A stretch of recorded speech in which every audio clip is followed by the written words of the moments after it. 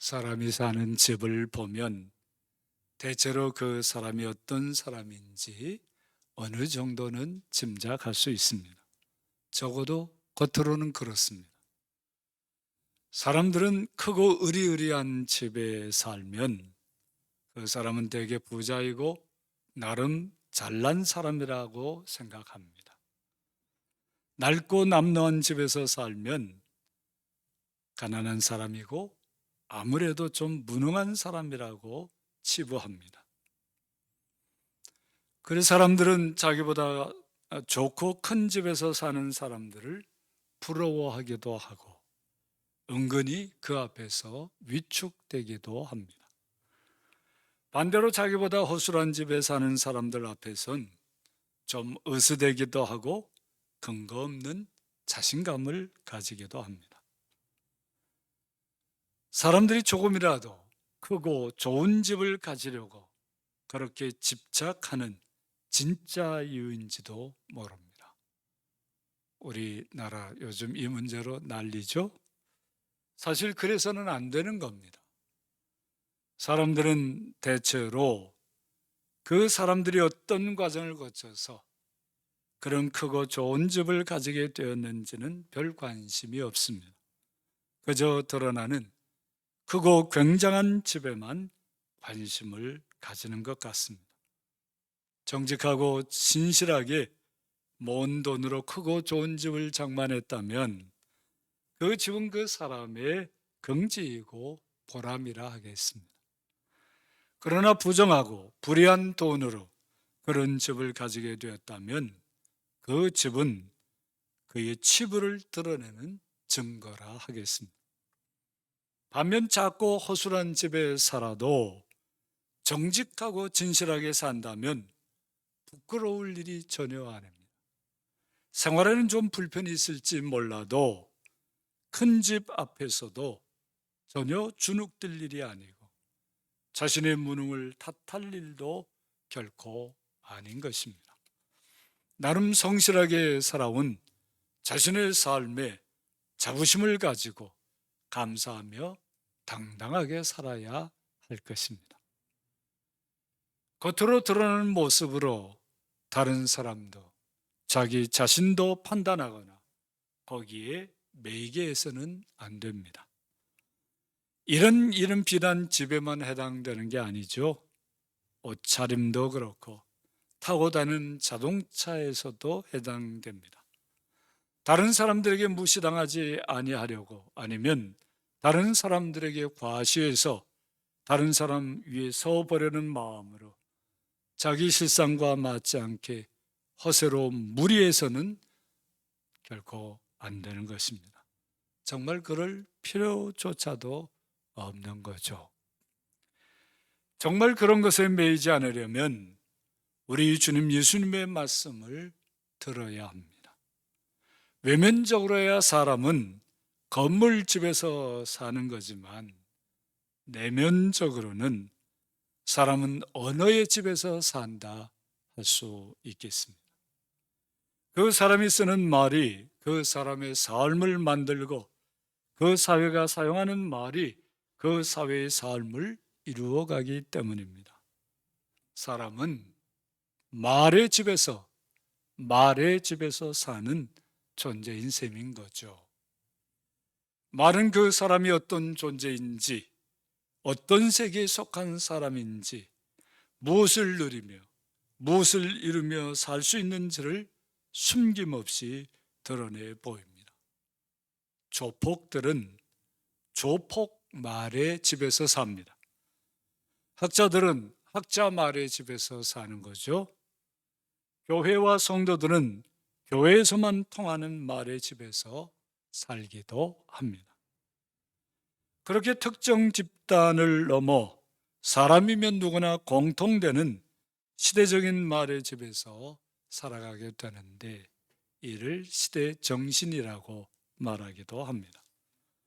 자신의 삶이 어떠한지를 보려면 자신이 어떤 말의 집에서 살고 있는지 살펴보아야 합니다. 자신이 속한 공동체, 자신이 속한 사회가 어떤 모습인지 보고 싶으면 그 공동체와 사회가 어떤 말의 집에서 어떤 말의 집을 만들어 가면서 살고 있는지 확인해 보아야 하는 것입니다. 쉽게는 텔레비전 방송이나 신문이나 언론 매체의 말의 집을 들여다보면 확연히 드러나 있습니다. 천박한 말, 폭력적인 말의 집에서 사는 사람이 고성한 삶, 평안한 삶을 누릴 수는 없습니다. 천박한 말과 폭력적인 말은 그 표현이 상스럽기도 하고 위압적이기도 하지만 자신이나 다른 사람들에 대한 배려가 없는 게 그 본질이라 하겠습니다. 다른 사람을 존중한다면 그런 상스러운 욕을 입에 달고 살 수는 없겠죠. 자신을 진정 아낀다면 그런 부끄러운 말로 자신을 더럽힐 수는 없는 노릇입니다. 재벌 부인이어서 대궐 같은 엄청난 집에서 살 수는 있으나 그 사람의 말의 집이 천박하고 폭력적이면 그 크고 좋은 저택이 그 사람의 삶을 우아하게 아름답게 만들어 줄 수는 없는 것입니다. 비록 궁궐 같은 집에 살아도 천박한 말의 집에서 살면 노숙자와 다르지 않은 것입니다. 비록 노숙자로 살아도 옳고 고상한 말의 집에서 살면 디오게네스처럼 왕들도 어찌할 수 없는 우월한 삶을 살게 되는 것이죠. 만사에 가시돋친 비난하는 말의 집에서 살면 다른 사람들을 피투성이가 되게 하고 결국은 자기도 피 흘리게 되는 것입니다. 아무리 상처받은 것이 하나도 없는 것처럼 고개 꼿꼿이 들고 다닌다고 해도 그 마음의 상처를 어쩌지는 못할 것입니다. 그렇게 비난한 말의 집에서 오래 살다 보면요, 상처 위에 상처가 덧나고 굳어져서 나중에는 자신이 정말 어떤 존재인지도 잃어버리게끔 되어 있습니다. 요즘 그런 의미에서 우리나라 정치권 사람들을 보면 정말 안쓰럽기가 그지없습니다. 저 사람들 뭐가 되려고, 뭐를 얻으려고 저렇게 살고 있을까? 참 더 안타까운 것은 그런 자들에게 많은 선량한 국민들이 현혹당하고 지배당하고 있다는 것이 더 안쓰럽게도 한 것입니다. 반면에 따뜻하게 감싸 안는 격려하는 말의 집에서 살면 자신도 다른 사람도 용기를 얻고 능력 이상으로 사는 모습을 보게 됩니다. 뿌듯한 보람을 누리게 되는 것이죠. 또한 매사에 불평과 불만스러운 말의 집에서 이건 안 될 거야, 저건 할 수 없어, 이런 말을 입에 달고 사는 부정적인 말의 집에서 살면 잘 될 일도 그르치게 되고요, 잘할 수 있는 일도 진짜 못하게 되는 것입니다. 감사와 긍정의 말은 그런 삶에서는 씨가 말라버리게 되죠. 그 삶이 얼마나 황폐하고 처참해지겠습니까? 자, 그러면 사람들이 어떻게 복되고 귀한 말의 집을 만들고 그 안에서 살아갈 수 있겠습니까? 예수님은 자기를 믿은 유대인들에게 이렇게 말씀하셨습니다. 너희가 내 말에 거하면 참으로 내 제자가 되고 진리를 알지니 진리가 너희를 자유롭게 하리라. 내 말에 거하면 이란 말이 모든 것의 출발점입니다. 참 제자가 되는 것도, 진리를 알게 되는 것도, 자유롭게 사는 것도 다 예수님의 말대로 사는데 달려 있다는 것입니다. 예수님의 말의 집에서 살아가야만 참제자도 되고 진리도 알게 되고 자유를 누리게 된다는 것이죠. 지금도 그렇지만 예수님 당시에 유대인들이 예수님을 믿는다는 것은 쉬운 일이 아니었습니다. 유대인들은 나름 확고한 말의 집에서 살도록 아주 어렸을 적부터 잘 훈련된 사람이었습니다. 그것을 바꾼다는 것 참으로 어려운 일이겠죠.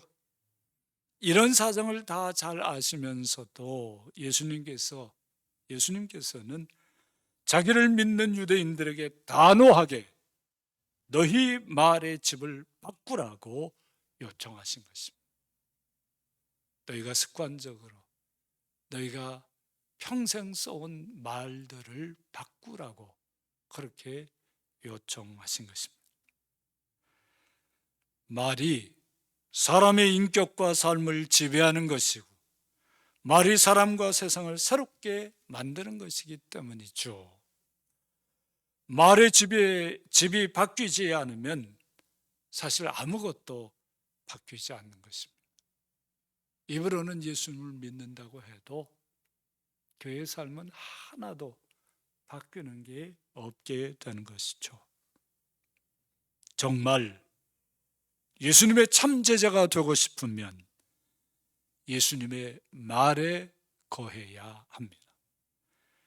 예수님의 말에 거한다는 게 무슨 뜻이겠어요?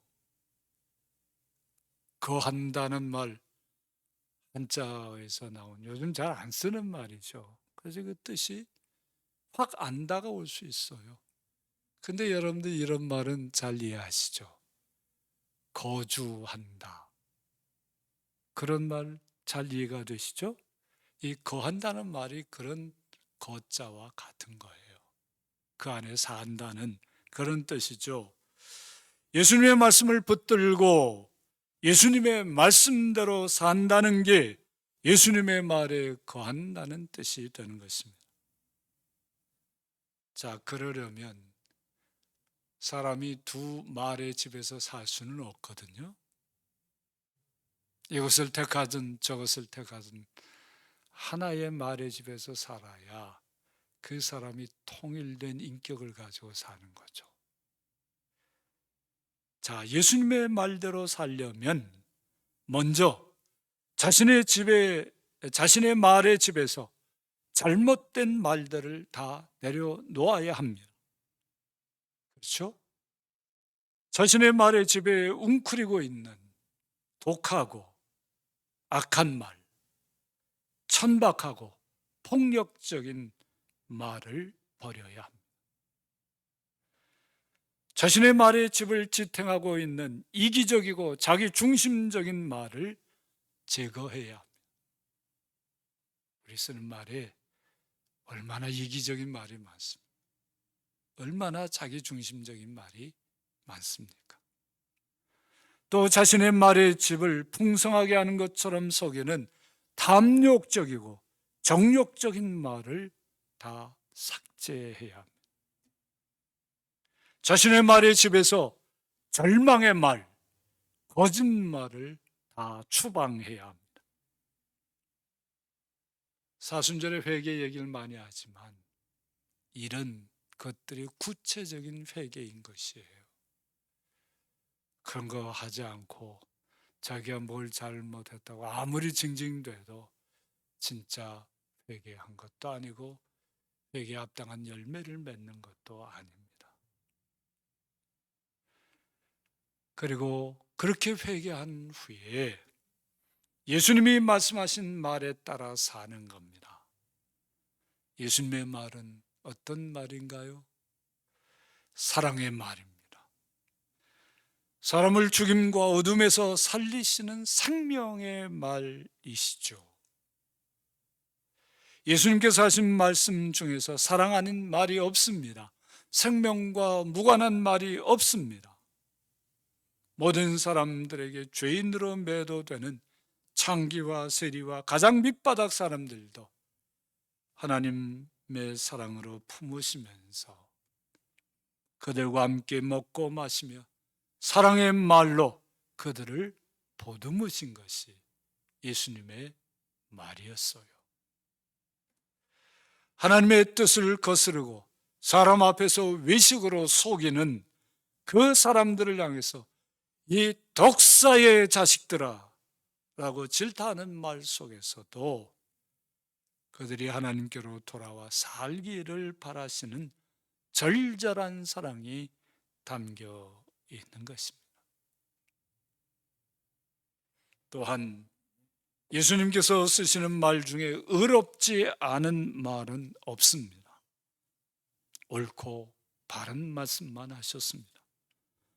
하나님의 의에 따라 말씀하시기에 예수님의 말은 언제나 정의 그 자체입니다. 정의로우시기에 죄에 대하여 악에 대하여 타협 없이 말씀하셨습니다. 대제사장의 종교 권력 앞에서도 빌라도의 정치 권력 앞에서도 군중들의 여론 권력 앞에서도 하나님의 권위로 정의의 말을 선포하셨습니다. 유혹하는 죄의 권세에 대해서도 사탄아 물러가라 아주 단호하게 말씀하셨습니다. 간음 현장에서 붙잡힌 여인에게도 사랑으로 감싸시면서도 다시는 죄를 짓지 말라고 엄중하게 말씀하셨습니다. 사람의 낯을 보고 어물어물하지 않으셨습니다. 하나님의 의로운 말이기에 상처를 입히는 것이 아니라 정의로운 말씀대로 살지 않기에 상처가 되는 것입니다. 많은 사람들이 다른 사람들이 상처 입을까 봐 정의대로 정의의 말대로 말하지 않는다 핑계됩니다. 그건 핑계인 뿐이죠. 의로운 말이기에 상처를 받는 게 아니에요.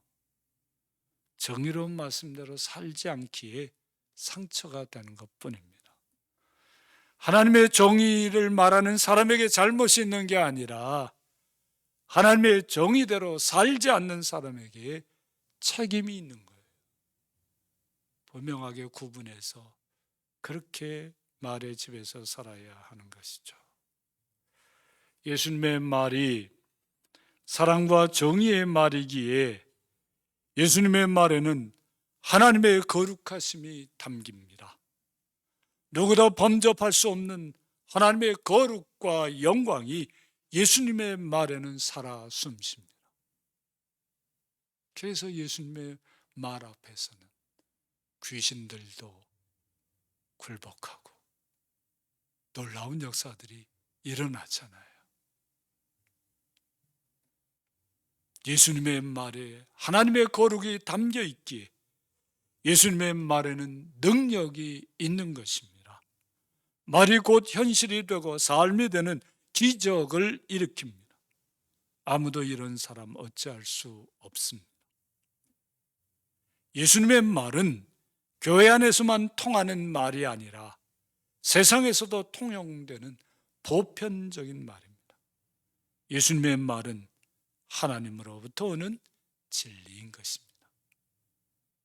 여러분들이 예수님의 말 안에 거하라면, 예수님의 말대로 살면 여러분들 안에서도 이런 역사들이 일어나는 거죠. 예수님의 말이 하나님으로부터 오는 진리라는 것을 잊어서는 안 됩니다.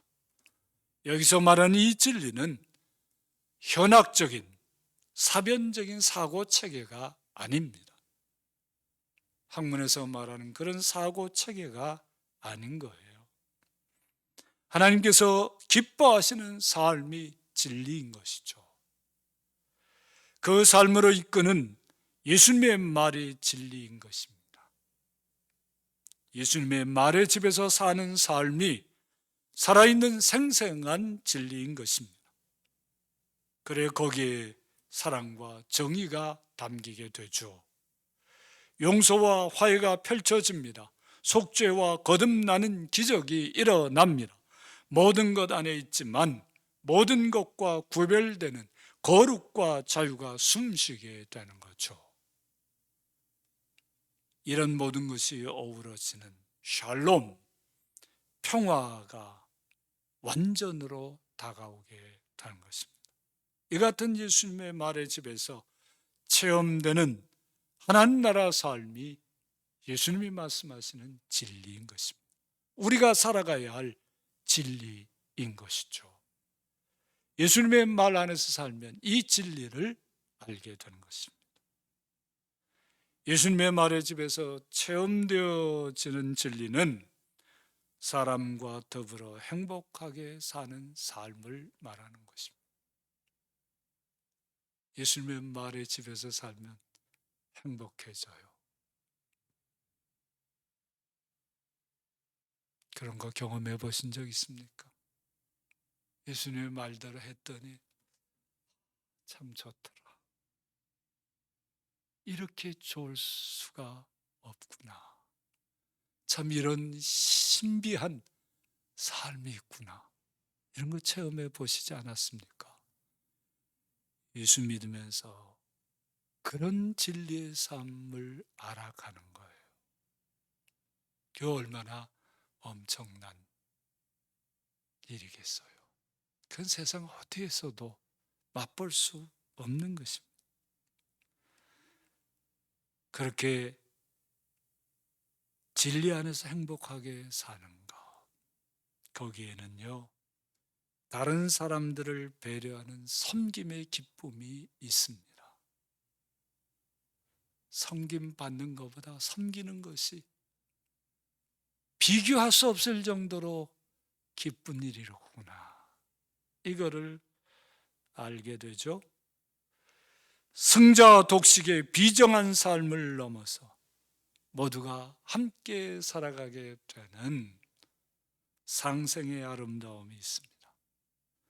만물과 어울려 하나님의 창조의 본뜻을 이루어 드리는 즐거움이 있는 것이, 그 즐거움, 그건 정말 어디서도 찾을 수 없는 거죠.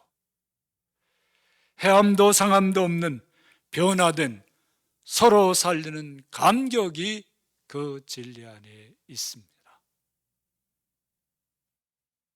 예수님의 말의 집에서 그렇게 살기에 예수님의 진리의 말씀대로 살면 참 자유를 누리게 됩니다. 어떤 것에도 매이지 않습니다. 돈과 권력과 명예와 사람을 유혹하는 어떤 것에도 지배당하지 않습니다.